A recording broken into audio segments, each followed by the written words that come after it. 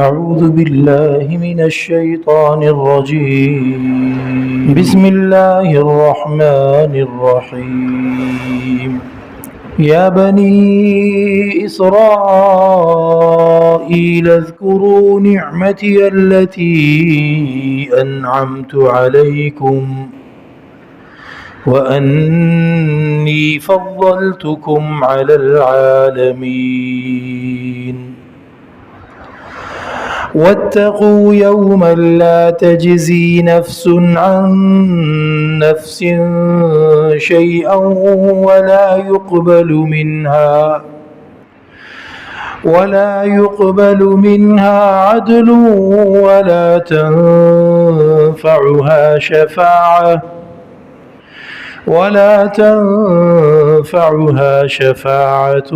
ولا هم ينصرون صدق اللہ العظیم۔ سورۃ البقرہ آیت نمبر 122 123۔ آیت کا ترجمہ: یا بنی اسرائیل، یا حرف ندا، ندا کہتے ہیں پکارنے کو۔ ہم دعا مانگتے ہوئے کیسے پکارتے ہیں اللہ کو؟ ہم کہتے ہیں یا اللہ، یا رب۔ یا کا جو لفظ ہے یہ حرف ندا، اردو میں ہر زبان میں ہوتے ہیں حرف ندا۔ اردو میں جیسے اگر کوئی ذرا سا ایک علاقے کا ہے تو وہ ارے کہہ کے پکارتا ہے، ارے بھائی بات سنو۔ کسی اور علاقے کا بندہ ہوتا ہے وہ کہتا ہے اے بھیا بات سنو۔ کسی اور علاقے کا بندہ کہتا ہے اوئے بات سن۔ یہ جو ارے اوئے یہ حروف ندا ہیں، یہ پکارنے کے لیے استعمال ہوتے ہیں۔ تو یا اے بنی اسرائیل، اسرائیل کی نسل، اس لفظ کے بارے میں ہم پہلے بھی بات کر چکے ہیں۔ حضرت یعقوب علی نبینا وعلیہ السلام، ان کا لقب تھا اسرائیل۔ تو چونکہ یہودی جو ہیں وہ ان کی اولاد میں سے ہیں، تو اس لیے یا بنی اسرائیل، اے اسرائیل کی اولاد۔ اذکروا، اے بنی اسرائیل تم یاد کرو۔ اذکروا، یاد کرو۔ ہمارے ہاں کہتے ہیں نا تذکرہ، فلاں بندے کا تذکرہ چل پڑا، مطلب وہ باتیں جو اس کی یاد کے بارے میں تھیں وہ چل پڑی۔ اذکروا، یاد کرو، نعمتی، میری مہربانیاں، میری نعمتیں۔ نعمت یہاں مفرد ہے، میری نعمت مراد ہے ہر طرح کی نعمتیں۔ التی، جو کہ انعمت، میں نے کی تم پر۔ یاد کرو میری مہربانی جو کہ میں نے کی تم پر۔ انعمت، میں نے مہربانی کی، علیکم، تم پر، علیکم، تمہارے اوپر۔ اور یاد کرو یہ بات کہ انی، بے شک میں نے، کہ میں نے، انی کہ میں نے، فضلتکم، فضیلت دی، اونچا رتبہ دیا، کم، تم لوگوں کو، بنی اسرائیل کو، میں نے اونچا رتبہ دیا تم لوگوں کو، علی العالمین، دونوں جہانوں پر۔ میری اس نعمت کو، میرے اس احسان کو، میری اس مہربانی کو یاد رکھو، اس کو فراموش نہیں کرنا۔ واتقوا، اور ڈرتے رہو، یومن، ایسے ایک دن سے، ڈرتے رہو ایسے دن سے، لا، نہیں، تجزی، بھرپائی کر سکے، تاوان دے سکے، بدلہ دے سکے، لا تجزی، ڈرو اس دن سے کہ نہ دے سکے بدلہ، نفسن، کوئی بھی جان، کوئی بھی جیو، عن نفسن، کسی دوسری جیو کا، کسی دوسری جان کا۔ یہاں دنیا میں تو ہوتا ہے فلاں بندے نے ایکسیڈنٹ کر دیا، اس کے پاس پیسے نہیں ہیں، اس کے دوستوں نے دوسری پارٹی کا نقصان پورا کر دیا پیسے دے کے، ہیں جی، تو آخرت میں ایسا کچھ نہیں ہوگا۔ کوئی تمہاری طرف سے بدلہ اتارنے کے لیے، تاوان ادا کرنے کے لیے، مطالبہ پورا کرنے کے لیے کوئی بھی آگے نہیں آئے گا۔ وَلَا يُقْبَلُ مِنْهَا عَدْلٌ، اور نہ ہی قبول کیا جائے گا کوئی تاوان، وَلَا تَنْفَعُهَا شَفَاعَةٌ، اور نہ ہی فائدہ دے گی کوئی بھی سفارش، وَلَا هُمْ يُنصَرُونَ، اور نہ ہی ان کی مدد کی جائے گی۔ یہ آیت نمبر 122 اور 123 یہ بنی اسرائیل سے کافی پیچھے سے، تقریباً چوتھے رکوع سے اللہ تعالیٰ نے بنی اسرائیل سے بات شروع کی تھی، ان کی مختلف نافرمانیوں پر ان کو شرم دلائی، ان کے اوپر کیے جانے والے مختلف احسانات کا تذکرہ فرمایا۔ اب آخر میں اسی جملے پر، جس جملے سے بات شروع کی تھی، اسی جملے پر بات ختم کر کے کنکلوڈ کر دیا گیا، خلاصے کے طور پر، سمری کے طور پر آخر میں پھر ان کو توجہ دلا دی گئی۔ یہ تو ماقبل سے اس آیت کا ربط اور تعلق۔ آیت کی تفسیر میں مفسرین کرام اس طرح کا مضمون فرماتے ہیں کہ بنی اسرائیل کا لفظ اللہ تعالیٰ نے ان کو عزت کے طور پر عطا فرمایا تھا۔ تو اسرائیل اللہ کے اولو العزم نبیوں میں سے ایک نبی حضرت یعقوب علیہ السلام کا لقب ہے، اور چونکہ اللہ کی نظر میں حضرت یعقوب علیہ السلام کا ایک رتبہ ہے، ایک مقام ہے۔ حضرت نبی کریم صلی اللہ علیہ وسلم سے پوچھا گیا کہ سب سے زیادہ اکرم، باعزت، افتخار اور وجاہت والا باعزت کون ہے؟ تو نبی کریم علیہ السلام نے فرمایا تھا کہ نبی اللہ ابن نبی اللہ ابن نبی اللہ ابن خلیل اللہ، حضرت یوسف علیہ السلام، کیونکہ ان کے باعزت ہونے کی وجہ یہ ہے کہ وہ اللہ کے نبی تھے، اور اللہ کے نبی یعقوب کے بیٹے تھے، اور اللہ کے نبی اسحاق کے پوتے تھے، اور اللہ کے خلیل ابراہیم کے پڑپوتے تھے۔ تو حضرت یعقوب علیہ السلام کی عزت کی وجہ سے حضرت یوسف علیہ السلام باعزت ہوئے۔ حضرت یعقوب کا اتنا اونچا رتبہ اللہ کی نظر میں، ان کے صبر کی وجہ سے، ان کے اللہ تعالیٰ کے ساتھ تعلق کی وجہ سے، تو ان کا نام بطور عزت اور فخر اللہ تعالیٰ نے بنی اسرائیل کو عطا فرما دیا، اور ان کا قبیلے کا، ان کے مذہب کا تذکرہ جو ہے وہ حضرت یعقوب کی طرف نسبت کر کے کیا جاتا ہے، اسرائیل۔ لیکن ان نالائقوں نے، ان احمقوں نے اللہ کے غصے کو جس طرح اپنے اوپر لازم کیا ہے، انہوں نے اس اچھے لفظ کو بھی اپنی حرکتوں کی وجہ سے ایک برا لفظ بنا کے چھوڑ دیا ہے۔ آج دنیا کے سارے لوگ، اگرچہ اب اسرائیل کا لفظ جو ہے وہ اللہ کے نبی مراد نہیں ہوتے، اب جب اسرائیل کہا جاتا ہے تو وہ انہوں نے جو ایک علاقہ قبضہ کیا ہے وہ جگہ مراد ہوتی ہے، تو اس لیے اب دنیا کے سب لوگ وہ اسرائیل کا لفظ جو ہے اس کو گالی کے طور پر بھی استعمال کر رہے ہیں، اور چونکہ اس سے نبی بالکل مراد نہیں ہے، نہ بولنے والوں کے ذہن میں ہے اور نہ ان خبیثوں کے ذہن میں ہے،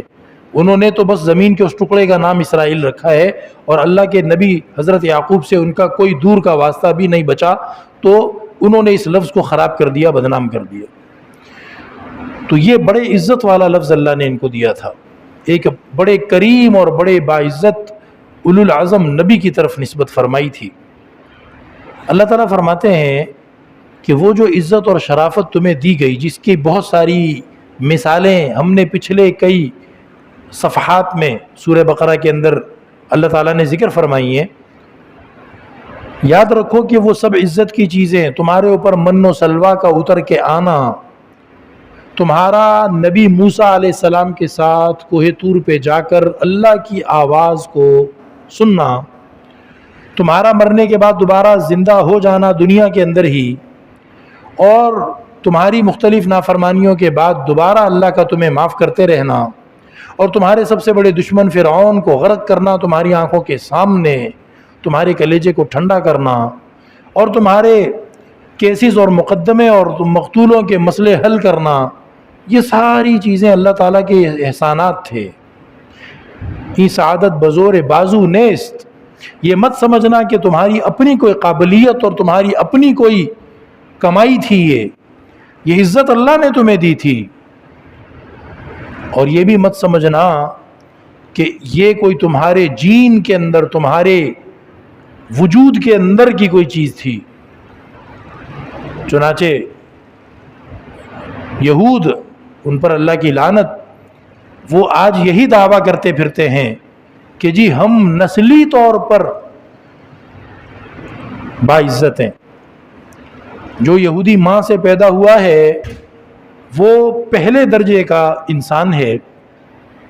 وہ اللہ کا بیٹا ہے، اور جو یہودی ماں سے پیدا نہیں ہوا وہ دوسرے درجے کا انسان ہے، وہ الگ مخلوق ہے، وہ الگ مٹیریل کا بنا ہوا ہے، اور جو ہم ہیں ہم الگ کوالٹی کے بنے ہوئے ہیں۔ اس آیت کے ذریعے سے اللہ رب العزت اسی غلط خیال کا رد فرما رہے ہیں۔ تمہاری کوئی حیثیت نہیں ہے کسی بھی انسان کی، اللہ نے نعمت فرمائی، اللہ نے تمہیں عزت دی اپنے نبیوں کی زبانی اور نبیوں کے ساتھی ہونے کی وجہ سے، اور قرآن پاک میں دوسری جگہوں پہ اللہ نے وضاحت سے کہہ دیا ہے کہ وہ عزت میں نے اس شرط کے ساتھ دی تھی کہ تم ہدایت پر رہو گے، ہدایت پر چلو گے، ہدایت کو فالو کرو گے، اور لوگوں کو بھی ہدایت کی بات بتاؤ گے تو تم اس عزت کے حقدار ہوگے، امامت کے رتبے کے حقدار ہوگے، ورنہ نہیں۔ اور انہوں نے کیا کیا؟ اشتروا بآیات اللہ ثمنا قلیلا، انہوں نے تو اللہ کی آیتوں کو چھوڑ دیا اور دنیا کے عارضی منافع وہ لینے کے پیچھے پڑ گئے۔ اس لیے اللہ فرما رہے ہیں کہ وہ جو عزت تھی، شرافت تھی، وہ میری نعمت تھی، وہ میری دی ہوئی تھی۔ لہٰذا یہ خیال اپنے دماغوں سے نکال دو اور زبانوں سے اس کو ہٹا دو کہ کہیں تم جو کہتے پھرتے ہو کہ ہم نسلی طور پر باعزت ہیں، نہیں، وہ اللہ نے تمہیں نعمت دے رکھی تھی، اور اس کی شرط بھی اللہ نے سمجھا رکھی ہے۔ آج بھی جو نبی کریم علیہ السلام کے زمانے میں حضرت عبداللہ ابن السلام رضی اللہ تعالی عنہ جیسے حضرات جنہوں نے ہدایت کو جب پایا تو پورے کھلے دل کے ساتھ ہدایت کو تسلیم کر لیا، حضرت نبی پاک علیہ السلام پر ایمان لے آئے، اللہ رب العزت آج بھی ان کو امامت کا تاج پہنائے ہوئے ہے، اور یہودی بھی اور عیسائی بھی اور مسلمان بھی اور انسان بھی اور فرشتے بھی اور جنت کے خادم بھی اور حور ملائک بھی وہ ان کو سردار اور کریم اور باعزت مانتے ہیں، جبکہ یہودیوں کے اوپر ذلت، مسکنت، پھٹکار، لعنت اور اللہ کا غضب وہ اللہ نے اپنی آیتوں کے ذریعے بھی دے دیا ہے، اور آج دنیا کی ہر زبان کے اوپر اس گندی ترین یعنی مخلوق پر پھٹکار وہ ہر کوئی سن رہا ہے، اسرائیل کی حرکتوں کی وجہ سے اور اس کے کرتوت کی وجہ سے۔ تو ان کا یہ کہنا کہ ہم نسلی اعتبار سے باعزت ہیں، اللہ کہہ رہے ہیں نا، التی انعمت علیکم، وہ عزت، وہ فخر، وہ جو بھی تھا وہ میں نے تمہیں دیا تھا، اور جن شرطوں کے ساتھ دیا تھا وہ بالکل واضح ہیں، ان شرطوں پہ رہو گے تو ٹھیک ہے، امامت بھی تمہاری، عزت بھی تمہاری اور فخر بھی تمہارا، اور اگر اس کو چھوڑو گے تو غیر المغضوب علیہم ولا الضالین، اللہ نے ہمیں سکھا دیا کہ پھر تو یہ گمراہ بھی ہیں اور ان پر اللہ کا عذاب بھی ہے، ان سے تو بھائی بچو، ان جیسے تو بننے سے بھی بچو، اور دعا کرو کہ ان جیسے کبھی بن نہ جانا۔ کہاں کی عزت، کہاں کا فخر، یہ تو اللہ کی دی ہوئی چیز تھی، اور جس کرائٹیریا اور شرط کے مطابق تھی اس پہ چلنا پڑے گا۔ وَأَنِّي فَضَّلْتُكُمْ عَلَى الْعَالَمِينَ، اور وہ جو سارے جہانوں پر عزت تھی، فضیلت تھی، وہ میں نے تمہیں دی تھی، کوئی وراثتی چیز نہیں ہے، کوئی وراثتی چیز نہیں ہے۔ اور یہ تو دنیا کا معاملہ ہوا، باقی رہ گیا مستقبل، تو بھائی مستقبل کے بارے میں تمہیں سب سے زیادہ ڈرنے کی ضرورت ہے۔ پچھلی آیتوں میں گزرا ہے کہ یہودی دعویٰ کرتے تھے کہ لن تمسنا النار الا ایاما معدودہ، ارے ہم نے دوزخ میں جانا ہی نہیں، ہم نے کدھر دوزخ میں جانا ہے، ہم دوزخ میں نہیں جائیں گے، اگر گئے بھی تو پکنک کے لیے جائیں گے۔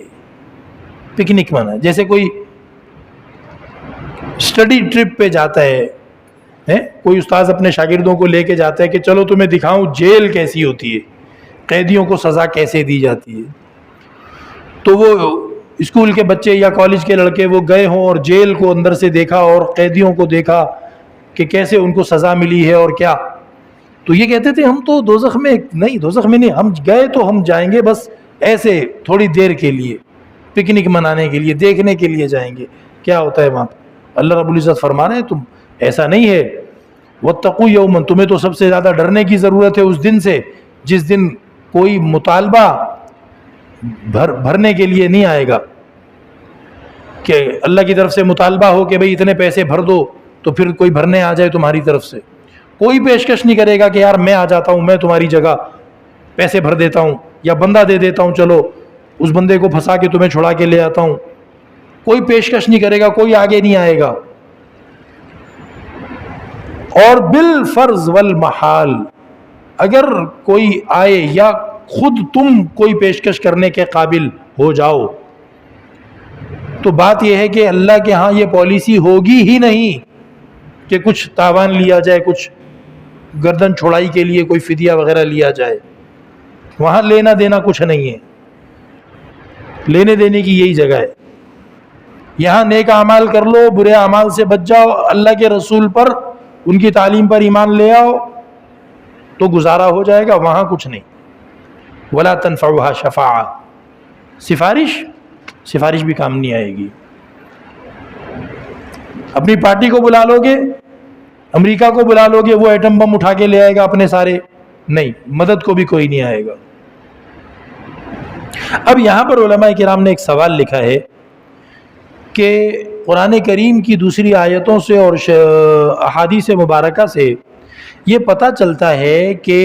سفارش تو ہوگی، تو یہاں فرما رہے ہیں کہ لا تنفعها شفاعت، کسی بھی جان کو کوئی بھی سفارش فائدہ نہیں دے گی، تو یہ کیسے؟ سورہ نبأ عما یتساءلون 30واں سپارہ، اس میں اللہ تعالیٰ فرماتے ہیں الا من اذن له الرحمن وقال صوابا، کہ کچھ لوگ ہوں گے جن کو اللہ اجازت دے گا کہ سفارش کرو اور وہ بالکل صحیح سچ برحق سفارش کریں گے، تو سفارش تو ہوگی اور اللہ کی اجازت سے ہوگی۔ تو یہاں کیسے اور حدیثوں میں بھی آتا ہے سفارش کے بارے میں، شہید سفارش کرے گا، نبی سفارش کریں گے، اولیاء کرام سفارش کریں گے، حافظ سفارش کریں گے، چھوٹا بچہ جو کسی کا مر جاتا ہے وہ بچہ ماں باپ کی سفارش کرے گا، قرآن کریم جس کو پڑھنے کی توفیق ہوتی ہے قرآن کریم اپنے پڑھنے والے کی سفارش کرے گا۔ تو یہ جو فرمایا کہ کوئی بھی جان، کوئی بھی جی کسی جی کی سفارش نہیں کرے گی، فائدہ نہیں دے گا، سفارش فائدہ نہیں دے گی، اس کا کیا مطلب؟ تو اس کا جواب یہ ہے کہ چونکہ بات بنی اسرائیل کی چل رہی ہے جو کافر ہو چکے ہیں، تو یہاں مراد کافروں کو سفارش کا فائدہ نہ ہونا، یہاں یہ مراد ہے، کافر کو سفارش کا فائدہ نہیں ہوگا۔ سفارش کے لیے کیپیبلٹی کرائٹیریا کہ کون سفارش کا اہل ہے، کس کے کام آ سکتی ہے سفارش، یہ ایمان، اس کا فارمولہ کیا ہے کہ جی ایمان ہو۔ اگر بندے میں ایمان ہے، پھر گناہ گار تھا، بے نمازی تھا، ہیں جی، یا کسی بھی قسم کا وہ اللہ کی پکڑ کے کا حقدار بن چکا تھا، لیکن ایمان سلامت لے کے گیا ہے دنیا سے، تو اس کو سفارش فائدہ دے گی۔ تو ایمان کی شرط مراد، اور یہ جواب بھی دیا جا سکتا ہے کہ الا من اذن له الرحمن، کسی کو کوئی سفارش کام نہیں آئے گی، ایمان والوں کو بھی کام نہیں آئے گی جب تک کہ اللہ قبول نہ کرے۔ خود سفارش میں کوئی دم نہیں ہے، بلکہ اللہ قبول کرے گا تو، اور ظاہر ہے جب اللہ قبول کرے گا تو وہ اللہ کا فضل ہی اس کے کام آیا نا، سفارش تھوڑی کام آئی، ڈائریکٹلی سفارش کام نہیں آئے گی۔ ہاں سفارش کرنے والے کو عزت ملے گی، سفارش کرنے کے بعد اگر اس کی سفارش قبول ہو گئی تو اس کی عزت بڑھ جائے گی۔